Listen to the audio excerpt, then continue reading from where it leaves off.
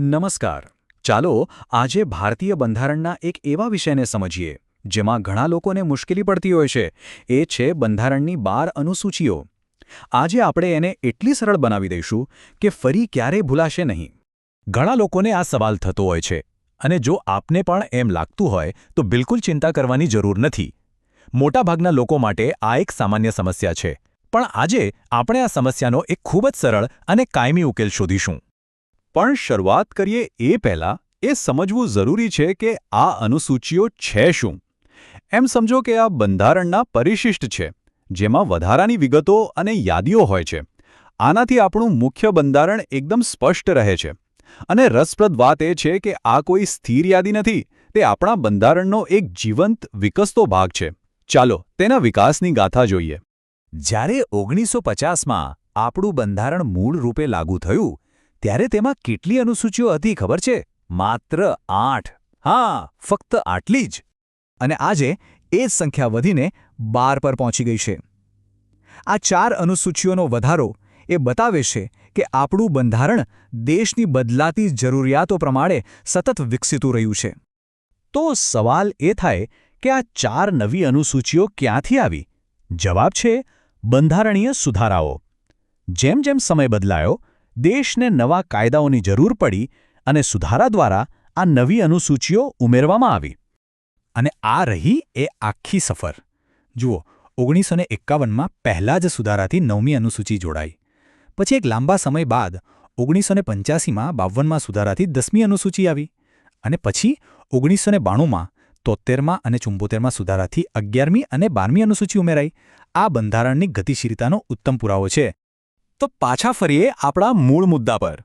આટલા બધા અલગ અલગ વિષયો અને એ પણ સાચા ક્રમમાં યાદ રાખવા, એ ખરેખર એક મોટો પડકાર છે. પણ હવે આપણે તેના ઉકેલ તરફ જઈ રહ્યા છીએ. અને અહીં આવે છે આજના વિશ્લેષણનો સૌથી મહત્વનો ભાગ. એક એવી માસ્ટર ટ્રીક જે આ બધી જ મૂંઝવણ દૂર કરી દેશે અને અનુસૂચિઓને હંમેશા માટે મગજમાં ફિટ કરી દેશે. આ વાક્યને ધ્યાનથી જુઓ. Tears of old PM. આ માત્ર 12 અક્ષરો નથી, પરંતુ ભારતીય બંધારણની 12 અનુસૂચિઓને યાદ રાખવાની એક માસ્ટર કી છે. આનો કોન્સેપ્ટ ખૂબ જ સરળ છે. આ વાક્યનો દરેક અક્ષર એક પછી એક બધી 12 અનુસૂચિઓનું પ્રતિનિધિત્વ કરે છે. તો ચાલો આ કોડને ડીકોડ કરીએ. હવે આપણે એક પછી એક અક્ષરને ખોલીશું અને તેને તેની સંબંધિત અનુસૂચિ સાથે જોડીશું. આ પ્રક્રિયા પૂરી થતાં જ બધું એકદમ પાણી જેવું સાફ થઈ જશે. ચાલો ટીયર્સથી શરૂ કરીએ. પહેલો અક્ષર છે ટી, જેનો અર્થ છે ટેરિટરી. એટલે કે પહેલી અનુસૂચિમાં ભારતના રાજ્યો અને કેન્દ્રશાસિત પ્રદેશોની યાદી છે. પછી આવે છે ઈ, એટલે એમોલ્યુમેન્ટ્સ, રાષ્ટ્રપતિ, રાજ્યપાલ જેવા ઉચ્ચ પદાધિકારીઓના પગાર અને ભથ્થા. ત્યારબાદ એ એટલે અફર્મેશન, શપથ અને પ્રતિજ્ઞાના નમૂના. આગળ છે આર, એટલે રાજ્યસભા, રાજ્યસભામાં બેઠકોની ફાળવણી. અને એસ એટલે શેડ્યુલ્ડ એરિયાઝ, અનુસૂચિત વિસ્તારો અને જનજાતિઓના વહીવટ માટેની જોગવાઈઓ. હવે આગળ વધીએ OFOL પર. અહીં પહેલો ઓ એટલે અધર ટ્રાઇબલ એરિયાઝ, અમુક ખાસ આદિવાસી વિસ્તારો માટેની જોગવાઈઓ. પછી એફ, જે ખૂબ જ મહત્વનું છે, ફેડરલ સ્ટ્રક્ચર, એટલે કે કેન્દ્ર અને રાજ્યો વચ્ચે સત્તાની વહેંચણી. પેલી 3 યાદીઓ સંઘ, રાજ્ય અને સંવર્તી એ અહીં આવે. બીજો ઓ એટલે ઓફિશિયલ લેંગ્વેજીસ, બંધારણ દ્વારા માન્ય 22 ભાષાઓ. અને એલ એટલે લેન્ડ રિફોર્મ્સ, જમીન સુધારણા સંબંધિત કાયદાઓ. અને અંતે DPM. ડી એટલે ડિફેક્શન, પેલો પ્રખ્યાત પક્ષપલટા વિરોધી કાયદો. પછી આવે છે પી એટલે પંચાયત, ગ્રામીણ સ્તરે પંચાયતી રાજ સંસ્થાઓની સત્તા અને જવાબદારીઓ. અને છેલ્લે એમ એટલે મ્યુનિસિપાલિટીઝ, શહેરી સ્તરે નગરપાલિકાઓની સત્તાઓ. જુઓ કેટલું સરળ થઈ ગયું. હવે જ્યારે આપણે આખી ટ્રીક સમજી ગયા છીએ, ત્યારે ચાલો કેટલીક એવી વિગતો પર ધ્યાન આપીએ જે સ્પર્ધાત્મક પરીક્ષાઓમાં વારંવાર પૂછાય છે. આનાથી આપણી તૈયારી વધુ મજબૂત બનશે.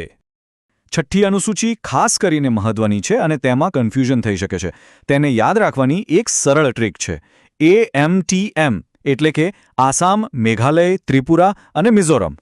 પરીક્ષકો ઘણીવાર મણિપુરને વિકલ્પ તરીકે આપીને ગૂંચવવાનો પ્રયાસ કરે છે. પણ યાદ રાખજો, અહીં એમ એટલે મિઝોરમ, મણિપુર નહીં. 8મી અનુસૂચિ જે ભાષાઓ સાથે સંબંધિત છે તે પણ વિકસિત થઈ છે. મૂળ બંધારણમાં ફક્ત 14 માન્ય ભાષાઓ હતી, જે સમય જતાં સુધારાઓ દ્વારા વધીને આજે 22 થઈ ગઈ છે. આ ભારતની ભાષાકીય વિવિધતાનું સન્માન દર્શાવે છે. 10મી અનુસૂચિ પરીક્ષા માટે ખૂબ જ મહત્વપૂર્ણ છે. આ પક્ષપલટા વિરોધી કાયદા વિશે છે. આપણી ટ્રીક મુજબ ડી એટલે ડિફેક્શન, જે તેને યાદ રાખવાનો ખૂબ જ સરળ બનાવે છે. અને હા, એ પણ યાદ રાખજો કે તેને 1985માં 52માં સુધારા દ્વારા ઉમેરવામાં આવ્યું હતું. તો અંતે આ રહી આપણી સંપૂર્ણ trick tears of old PM અને તેની સાથે જોડાયેલી 12 અનુસૂચિઓ. આ એક જ ચિત્ર આખા વિષયનો સારાંશ આપે છે અને તેને મગજમાં કાયમ માટે બેસાડવામાં મદદ કરે છે.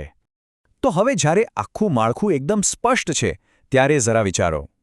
આમાંથી કઈ 2 અનુસૂચિઓ છે જે ભારતમાં ગ્રામીણ અને શહેરી સ્તરે સ્થાનિક સ્વરાજ્યનો પાયો નાખે છે, જે 1992માં એક સાથે ઉમેરાઈ હતી? જવાબ આપણી ટ્રીકના છેલ્લા 2 અક્ષરોમાં છુપાયેલો છે. આના પર વિચાર કરશો તો આ વિષય હંમેશા માટે યાદ રહી જશે.